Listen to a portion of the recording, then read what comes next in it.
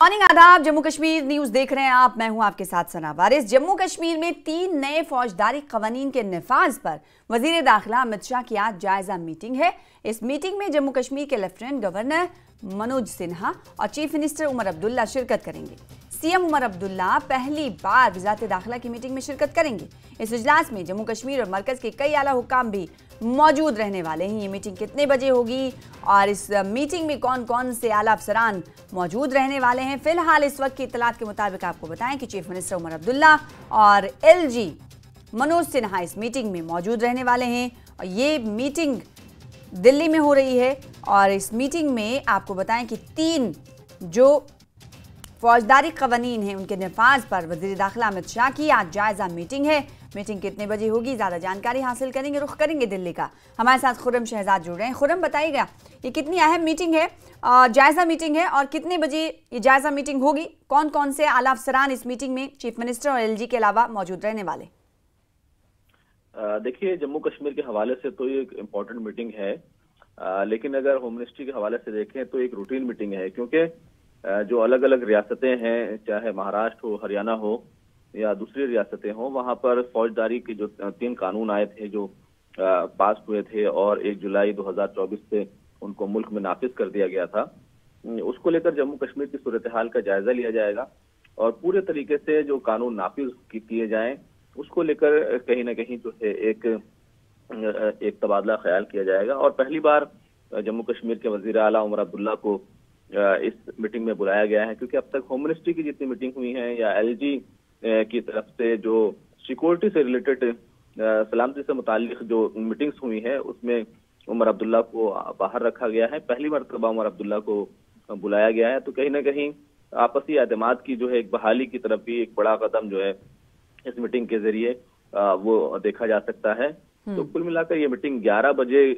Meeting होगी और जायजा लिया जाएगा कि तीनों कानून जो 1 जुलाई 2024 को नाफिज हुए थे उनकी क्या सूरत हाल है और कैसे उनको पूरे तरीके से जो है नाफिज किया जा सकता है। क्योंकि अगर 3 कानूनों की बात करें तो जो अंग्रेजों के जमाने के कानून तीनों चले आ रहे थे, हमारे फौजदारी कानून, उनकी जगह ये इन कानूनों को लाया गया था और कई चीजें जो है इसमें काफी अहम है।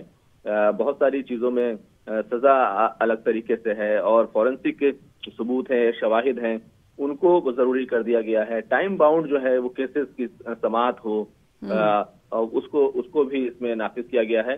इसी के साथ साथ शादी का झांसा देकर जो है झांसा देने पर जिनसे हरामसानी का जो मामला है उस पर भी सजा जो है वो बढ़ा दी गई है।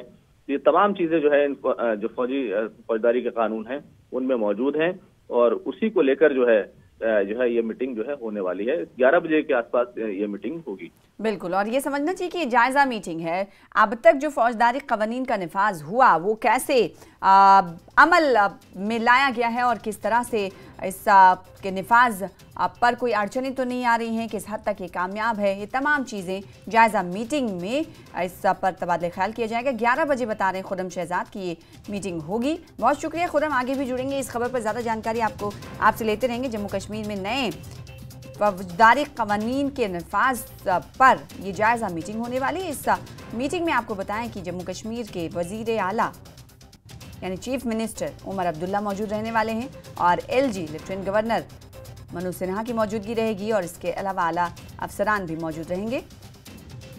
होम मिनिस्टर अमित शाह इस मीटिंग की सरबराही करने वाले हैं। जायजा मीटिंग होने वाली है, 11 बजे होगी, वक्त तय है, 11 बजे मीटिंग का इनेकाद होना है। अब देखना ये होगा कि जायजा मीटिंग में किन किन चीज़ों पर बातचीत होती है।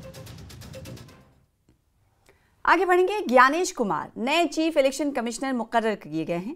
प्रधानमंत्री मोदी की सरबराही वाली कमेटी ने यह फैसला लिया है। ज्ञानेश कुमार केरल कैडर के 1988 बैच के आईएएस अफसर हैं। वहीं विवेक जोशी इलेक्शन कमिश्नर बनाए गए हैं। इस मीटिंग में लोकसभा में अपोजिशन लीडर राहुल गांधी ने भी शिरकत की, वो भी एक मेंबर थे। 3 सदस्यीय 3 रुकनी कमेटी थी जिसमें राहुल गांधी भी शामिल हुए। ज्ञानेश कुमार अब नए चीफ इलेक्शन कमिश्नर मुकर्रर कर लिए गए हैं। पीएम मोदी की सरबराही वाली कमेटी ने फैसला लिया है।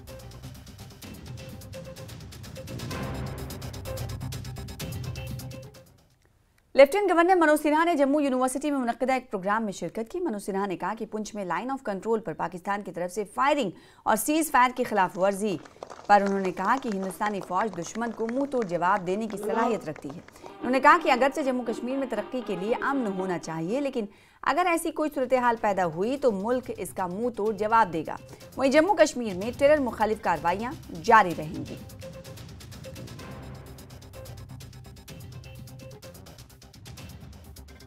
पूरी तरह सन्नद्ध है और मुझे लगता है कि माकूल जवाब बॉर्डर पर भारतीय सेना दे रही है। जम्मू कश्मीर पुलिस और सुरक्षा बलों के साथ अच्छा समन्वय है और उन्हें पूरी तरह निर्देश दिया गया है कि हर हाल में आतंकवाद को कुचलना है, इसी को सिस्टम को समाप्त करना है। उससे संबंधित जो भी कार्रवाई है उसमें कोई विराम नहीं लगने वाला है, वो अनवरत जारी रहेगी। और मुझे लगता है कि सर्वोच्च प्राथमिकता होनी चाहिए कि जम्मू कश्मीर में शांति रहे, अमन रहे। नेशनल कॉन्फ्रेंस के चीफ तर्जुमान तनवीर सादिक ने रोजगार के मुख्तलिफ यूनिट्स कायम करने की जरूरत पर जोर दिया। उन्होंने कहा कि इस इक़दाम का मकसद खित्ते की बेरोजगारी के खदशात को दूर करना है। शराब पर पाबंदी से मुतालिक अपने बयान के बारे में उन्होंने कहा कि वो पहले ही वजाहत फराहम कर चुके हैं। उन्होंने मंशियात के खिलाफ नेशनल कॉन्फ्रेंस के देरीना मौक़िफ़ का इआदा किया। उन्होंने एक सेहतमंद और पैदावारी माशरे को फ़रोग़ देने की पार्टी के आज़्म को उजागर किया।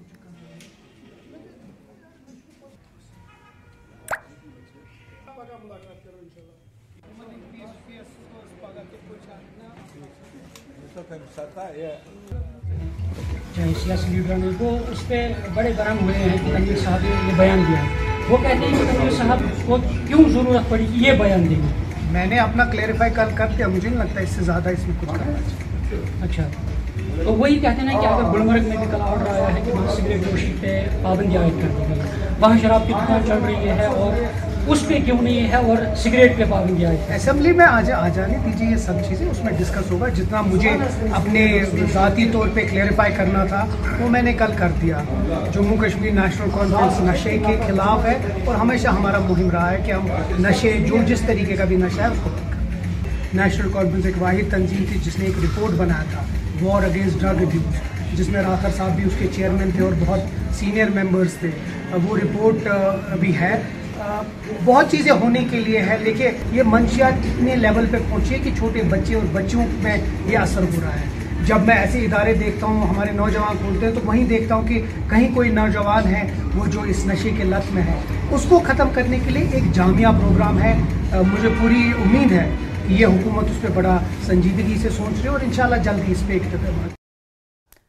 आगे बढ़ेंगे। पीडीपी एमएलए वहीदुर रहमान पर्रा ने कहा है कि 2 साल कबल बुलडोजर्स ने घरों को मिसमार कर दिया था, आबाई ज़मीनों को गैर कानूनी करार दिया गया था और तवील अरसे से रहने वालों को बेघर किया गया था। इसके जवाब में पार्टी सदर महबूबा मुफ्ती की हिदायत पर पर्रा ने Jammu Kashmir regularisation and recognition of property rights of residents in public land bill 2025 की तजवीज़ पेश की है। एक बिल लेकर आए हैं ताकि इन लोगों को कानूनी मिल्कियत फराहम की जा सके जो इन जमीनों पर 20 साल से ज़्यादा अरसे से मुकीम है। पर्रा ने लिखा कि आर्टिकल 370 की मनसूखी के बाद ये बिल सिर्फ ज़रूरी ही नहीं बल्कि एक आईनी और अखलाकी ज़रूरत है। जम्मू कश्मीर के लोग अपने घरों और ज़मीन पर कानूनी तहफ़्फ़ुज़ के मुस्तहिक़ हैं और ये इन्हें मनमानी बेदखली से बचाती भी है। पर्रा के मुताबिक ये इंसाफ, वक़ार और निज़ामी तसर्रुफ़ की मुज़ाहमत के बारे में। पर्रा ने हम ख्याल आवाज़ों पर जोर दिया कि वो अपने लोगों के लिए पनाह का हक हासिल करने के लिए साथ खड़े हों।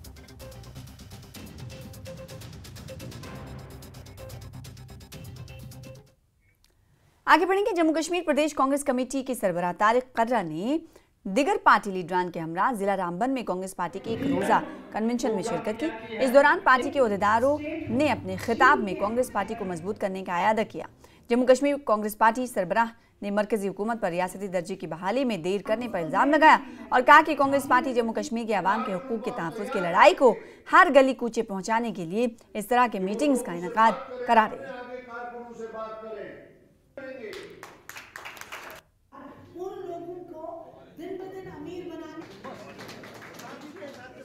पिछले 10 साल से यही रट हम सुनते आ रहे हैं, 2019 से यही रट सुनते आ रहे हैं कि हम बहाल करने वाले। 2 लफ्ज वो हर बार इस्तेमाल करते थे, या वो कहते थे एट द अप्रोप्रिएट टाइम, या जिसको अंग्रेजी नहीं आती थी वो कहता था अनुकूल वक्त। ना हमें अनुकूल वक्त पता है ये कब आने वाला है, ना हमें स्टेटहुड का कोई यार्ड स्टिक है कि ये कब कितना लंबा वक्त है। तो इसलिए हमें उनकी इस कहनी और कथनी में कोई एतबार नहीं है कि सर्द मोहरी को देखते हुए कांग्रेस पार्टी ने यह फैसला किया कि हम तमाम जिलों में जम्मू कश्मीर के जाके अपने लोगों से बात करेंगे, उनको इस चीज़ के वास्ते हिदायत देंगे कि वो आगे इस बात को कैसे बढ़ाएं, और हम ये तहरीक अगर ज़रूरत पड़ी तो सड़कों तक इस तहरीक को हम पहुंचा देंगे, ताकि रियासत जम्मू की जो दर्जा हमारा हमसे जो छीना गया है उसको बहाल किया जाए। फिलहाल इसी के साथ रुकेंगे छोटे से ब्रेक के लिए, कुछ और खबरों के साथ जल्द लौटें।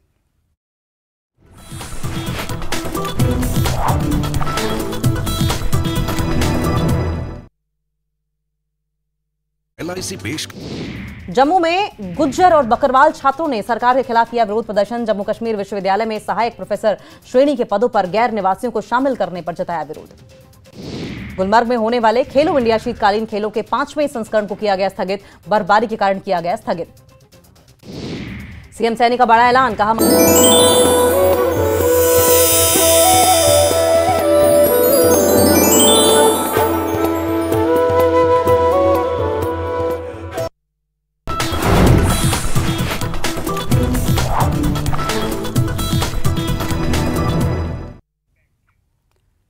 मरकजी वजीर किरण रिजिजू ने कहा कि वक्त आ गया कि गुलमर्ग गंडोला को जदीद टेक्नोलॉजी से हम आहंग किया जाए। उन्होंने कहा कि गुलमर्ग गंडोला मैनेजमेंट ने इस सर्विस को अच्छे तरीके से कायम रखा है। उन्होंने साथ ही कहा कि कश्मीर के हालात अब काफ़ी बेहतर हुए हैं। बाबा पयामुद्दीन ऋषि के नाम पर यूनिवर्सिटी बनाने से मुतालिक एक सवाल के जवाब में किरण रिजिजू ने कहा कि इस पर मरकजी सरकार की स्कीम के तहत गौर किया जाएगा। आपने सही कहा, 15-16 हज़ार फीट पे चलना ये भी अपने आप में एक बहुत ही स्पेशल ओकेजन होता है। कश्मीर के युवाओं को रोज़गार मिले, यही हमारा तमन्ना है, और हम दुआ करते हैं कि शांति बरकरार रहे और जम्मू कश्मीर में मोदी जी के नेतृत्व में जो शांति आए हैं, शांति के साथ साथ जो डेवलपमेंट आए हैं वो बरकरार रहे, मैं यही दुआ करता हूं। और आज यहाँ गुलमर्ग में और ये इतना ऊंचाई पर हम आप सबको मिल करके बहुत अच्छा लगा। हज़ारों के तादाद में टूरिस्ट यहाँ आए हैं, सबको देख करके भी बहुत बिल्कुल। ये जो गुलमर्ग में जो गंडोला सर्विसेज है, ये हमारे पुराने फ्रेंच कंपनी के तालमेल से जो काम हो रहे हैं, अब समय आ गया है फिर इसका टेक्नोलॉजी को इन्हांस करने का और नेक्स्ट वर्जन पे जाने का। तो मैंने अभी मैनेजमेंट टीम से भी बात किया है, अब बहुत अच्छा से मेंटेनेंस किया है और ये 24 घंटा इसका मेंटेनेंस का आवश्यकता होता है। तो अभी जो नए मशीनें और जो सिस्टम यहाँ लाएंगे, केबल कार, यहाँ का सारा जो मैनेजमेंट है, ये बहुत हाईली टेक्निकल है। गुलमर्ग में होने वाले खेलो इंडिया सरमाई खेलों का 5वां एडिशन फिलहाल मुलतवी कर दिया गया। ये एडिशन इब्तदाई तौर पर 22 से 25 फरवरी 2025 को मुकर्रर किया गया था। नाकाफी बर्फबारी की वजह से इसको मुलतवी किया गया। बर्फ के हालात बेहतर होने के बाद एक नया जायजा लिया जाएगा और इसी के मुताबिक नजरसानी शुदा अपडेट का ऐलान किया जाएगा। जम्मू कश्मीर स्पोर्ट्स काउंसिल ने इसकी जानकारी दी।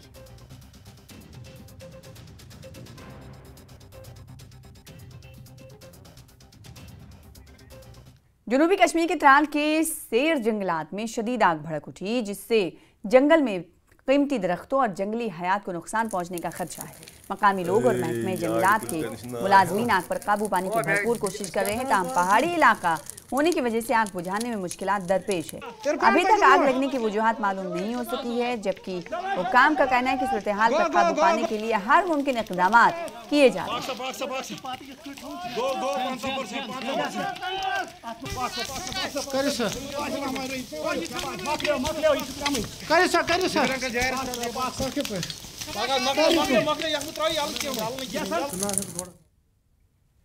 नवे कौमी स्नो शू चैंपियनशिप 2025 का सोनमर्ग में शानदार आगाज हो गया है। इस तकरीब का एहतमाम जम्मू कश्मीर स्नो शू एसोसिएशन ने महकमे सयाहत के ताउन से snow shoe federation of India के ज़ेरे एहतमाम किया। इसका मकसद सोनमर्ग को मुल्क में सरमाई खेल के अगले बेहतरीन मकाम के तौर पर फरोग देना है। चैंपियनशिप का आगाज साबिक क्रिकेटर और समाजी कारकुन साइम मुस्तफ़ा ने CEO सोनमर्ग डेवलपमेंट अथॉरिटी के साथ किया। 15 से 17 यूटीज और रियासतों से 110 के करीब एथलीट्स नुमाइंदगी कर रहे हैं। मर्दों की लंबी दूरी की दौड़ में जम्मू कश्मीर के वसीम राजा ने सोने, जावेद बशी ने चांदी और लद्दाख के नसरुल्लाह ने कांसे का तमगा जीता। जूनियर लड़कों की दौड़ में लद्दाख ने क्लीन स्वीप किया और मोहम्मद बाकर, आसिफ अली और बिलाल अब्बास ने सोने, चांदी और कांसे के तमगे जीते। सीनियर खवातीन के लंबी दूरी की दौड़ में कर्नाटक की धनलक्ष्मी ने सोने, लता ए ने चांदी और जम्मू कश्मीर की मेदीहा ने कांसे का तमगा हासिल किया। Junior girls long distance event में जम्मू कश्मीर ने क्लीन स्वीप किया तो जूनियर कांसे का तमगा मदीहा ने जीता।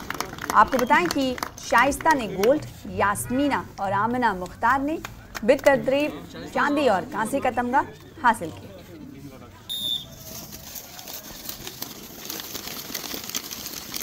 और काफ़ी अच्छा लगा ज्वाइन करके। यहाँ पे सबने बहुत अच्छे से सपोर्ट करा है और यहाँ की फंक्शनिंग जितने भी मतलब ऑर्गेनाइजर्स हैं सबने बहुत अच्छे से ऑर्गेनाइज कर रखा है, रहना खाना पीना सब कुछ। और हर किसी को इसमें ज़रूर पार्टिसिपेट करना चाहिए और एक बार ज़रूर आना चाहिए। इस साल हम ये जो स्नो शू के जो नेशनल मुकाबले होते थे ये अक्सर हम गुलमर्ग में करते थे, लेकिन लास्ट ईयर से हमने कोशिश की कि ये यहाँ पे हो जाए। और यहाँ पे जो लोकल एडमिनिस्ट्रेशन है, जैसे CEO साहब हैं हमारे, या हमारे जो टूरिज्म ऑफिसर हैं यहाँ पे, तो इन्होंने हमारी बड़ी सहायता की, बड़ी मदद की। तो उनकी वजह से हम यहाँ पे खींचे चले आए और यहाँ पे होटल्स में हमने बच्चों को ठहराया है और यहाँ पे लॉजिंग बोर्डिंग के बड़े अच्छे इंतजाम हैं। और यहाँ पे हमारे लिए जो स्लोप्स हैं, जहाँ पे हमारे ये जो स्लोप हैं जिन पे बच्चे दौड़ते हैं ये स्नो शू लगा के, ये बहुत अच्छे हैं, गुलमर्ग से भी बहुत ज़्यादा अच्छे हैं। ये बहुत अच्छा टूर्नामेंट है। आज से ही स्टार्ट हो गया है।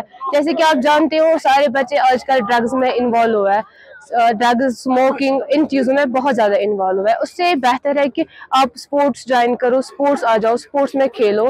मुख्तलिफ गेम्स है, विंटर्स गेम्स भी है, समर गेम्स भी है, उनमें आ जाओ और ये जो है ड्रग्स उससे छुटकारा पाओ। और स्पोर्ट्स में बहुत ज़्यादा फ़ायदे हैं। उधमपुर के किसानों के लिए एक बड़ी खुशखबरी है, जहां हुकूमत की होलिस्टिक एग्रीकल्चर डेवलपमेंट स्कीम के तहत कलर उधमपुर में नए पोल्ट्री शेड्स की तामीर की जा रही है। ये मंसूबा तकरीबन 3.97 करोड़ रुपए की लागत से मुकम्मल किया जा रहा है, जिससे इलाके में पोल्ट्री की पैदावार में नुमाया इजाफा मुतवक्के है। और हुकाम के मुताबिक इस तौसीई मंसूबे से फिलहाल 2000 से 25 मुर्गियों की गुंजाइश रखने वाले मरकज़ में 5000 पोल्ट्री स्टॉक रखने की सहूलत पैदा होगी।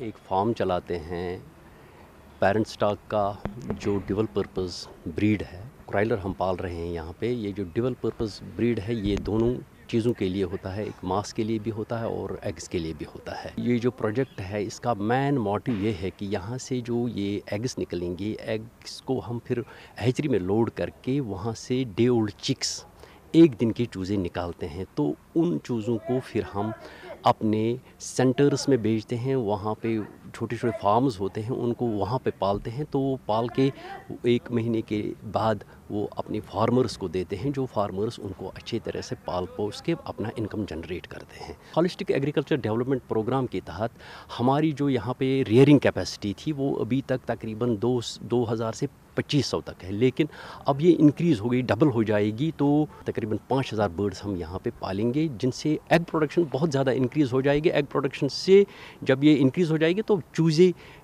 की प्रोडक्शन भी बहुत ज़्यादा हो जाएगी। तो वो हम फील्ड में दे के फार्मर्स को देते हैं, जिससे फार्मर्स बड़ा लाभ उठाते हैं और अपना इनकम जनरेटिंग यूनिट ये एस्टेब्लिश करके अपना काम चलाते हैं।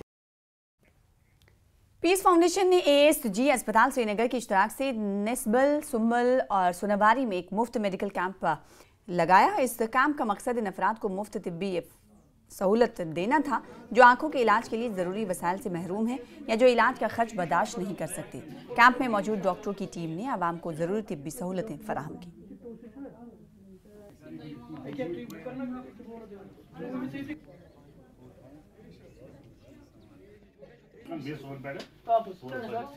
जो सच में जिनके दिल के अंदर बेसहारों बेकसों की खिदमत करने का जज्बा है, वो हमारा साथ दे, हमारे साथ जुड़े, हमें कॉपरेट करे और अल्लाह की रज़ा जो हमारा मिशन है उस अल्लाह मिशन में हमारा सहयोग करे और ये मिशन आगे बढ़ाने में हम कामयाब हो जाए। बाकी मीडिया, प्रिंट और इलेक्ट्रॉनिक मीडिया का भी बहुत मशकूर है और आपका भी बहुत मशकूर है कि आप हमारा ये जो अवाम दोस्त मिशन है लोगों तक पहुँचाने में हमें हर तरह का सहयोग कर रहे हैं। बदलते मौसमी हालात के मनफी असरात वादी के कुदरती चश्मों पर भी मुरतब हो रहे हैं। जिला पुलवामा में भी कई कुदरती चश्मों में पानी की सतह कम होने के साथ ही चश्मे सूख गए हैं। जिला पुलवामा के नेवा इलाके में मशहूर चश्मा बुलबुल नाग भी पूरी तरह से सूख गया है। इसकी वजह से चश्मे पर मुनहसर वाटर सप्लाई स्कीम मुतासिर हुई है।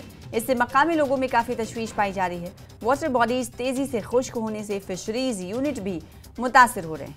आम लोग और महकमे फिशरीज का मानना है कि खुशकिसाली के साथ साथ वाटर बॉडीज में बढ़ती हुई आलूदगी से कुदरती वसाइल पर बुरे असरात मुरतब हो रहे हैं।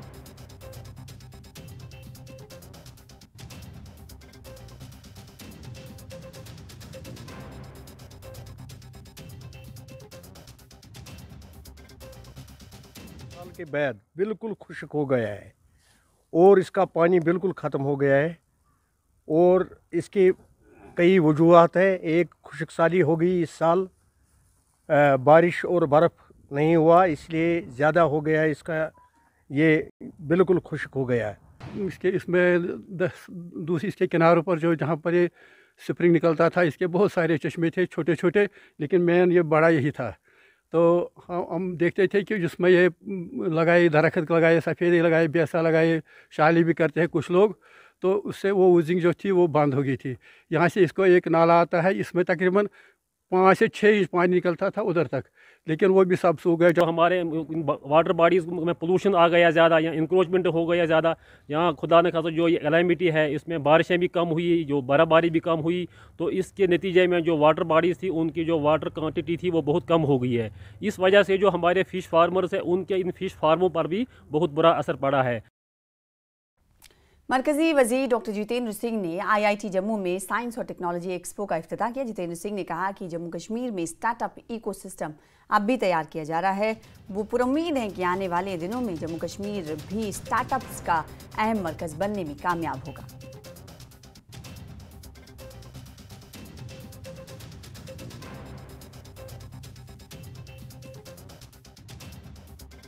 ये सत्य है, लगभग 5:36 प्रातः दिल्ली और उसके आगे पीछे थोड़ा थोड़ा भूकंप के झटके महसूस हुए और उसका एपीसेंटर धौला कुआं एरिया के पास था।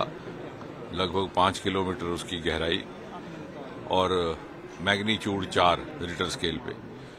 तो ये इस तरह से इसको शैलो अर्थक्वेक भी कहते हैं। इसके ट्रेमर्स महसूस होते हैं, झटके महसूस होते हैं, लेकिन आमतौर से कोई नुकसान होने की संभावना नहीं रहती। स्टार्टअप्स के क्षेत्र में अभी ये खित्ता जो है जम्मू का, ये थोड़ा सा देरी से इसने शुरुआत की है, लेकिन मुझे विश्वास है क्योंकि जिस तरह से नई पीढ़ी के बड़े प्रतिभाशाली यहाँ पर युवा युवती हैं, उनको थोड़ा सा और एक्सपोजर दिया जाएगा तो बहुत बड़ी संभावनाएं हैं। और एक नया विकल्प है रोजगार के लिए, जो यहाँ सरकारी नौकरी की मानसिकता हमारे जहन में घुस गई है, उससे निजात हासिल करने के लिए भी ये लाजिम है कि सरकारी, और ये समझना और समझाना कि सरकारी नौकरी से बाहर ऐसे विकल्प हैं जो शायद एक वेतन याफ्ता नौकरी से कहीं अधिक आपके लिए आय का साधन या रोजगार का साधन या जीवनी का साधन बन सकता।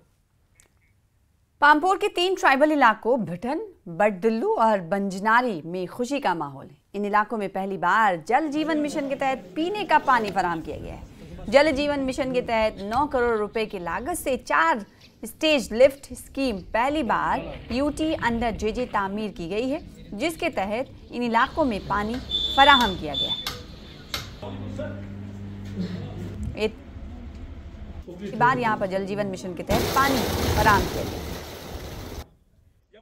के के बहुत शुक्रगुजार हैं, जल जीवन मिशन के और गवर्नमेंट ऑफ इंडिया के बहुत शुक्रगुजार हैं।